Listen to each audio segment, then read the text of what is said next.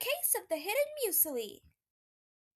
Deep inside a cozy burrow made of golden hay, a brown and white Syrian hamster named Nibbles was getting ready for work.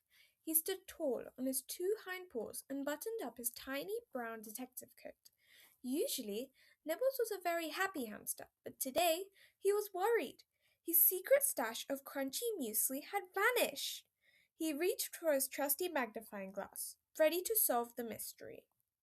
Nibbles didn't waste a second. Holding his magnifying glass firmly, he marched over to his ceramic food bowl. He leaned in close, peering through the lens to look for clues. Aha! He chirped. He spotted several thin, sharp scratch marks along the edge of the bowl. Someone had definitely been here, and they had been in a very big hurry. Nibbles walked out of his burrow and across the room to find his first witness.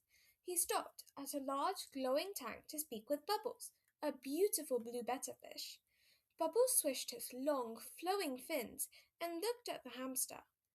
I saw a shadow last night, Bubbles bubbled, his bubbles rising to the surface. It moved very fast, and it had a long, fluffy tail. Nibbles thanked Bubbles and continued his investigation, magnifying glass in hand. He found Snowy, a massive white Labrador, napping on a colourful rug. Nibbles stood right in front of the dog's wet black nose and cleared his throat.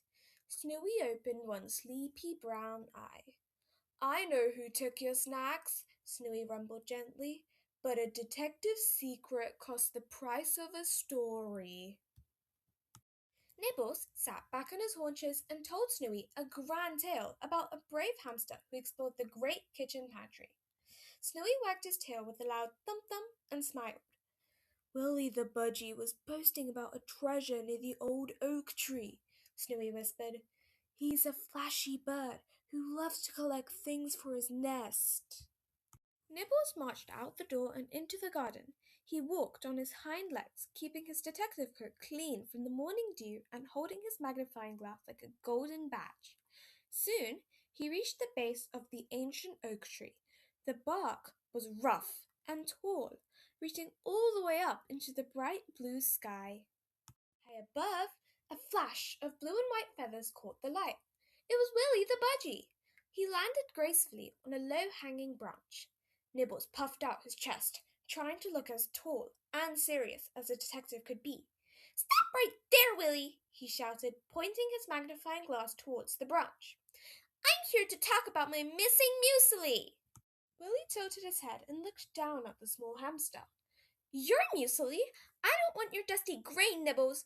I only collect shiny silver foil and colourful beads for my home. Nibbles stopped and looked at his paws. If Willie didn't have the muesli, then he had accused an innocent bird. I'm sorry, Willie, Nibbles sighed, feeling very ashamed. The sun began to set, and the garden grew chilly. Nibbles walked back home, his shoulders slumped. He had interviewed everyone and followed every lead, but he had found nothing. He felt like a very poor detective. He tucked his magnifying glass under his arm and sighed. The mystery of the missing muesli was still a total secret, and he was very hungry. Nibbles crawled back into his burrow and got ready for bed. But as he fluffed up his hay to make a pillow, he felt something hard and round. He dug a little deeper and gasped. There it was! A giant pile of golden oats and sunflower seeds. He hadn't been robbed at all. He had just buried his snacks so well that he forgot where they were. Nibbles laughed, took off his coat, and enjoyed a very crunchy midnight snack.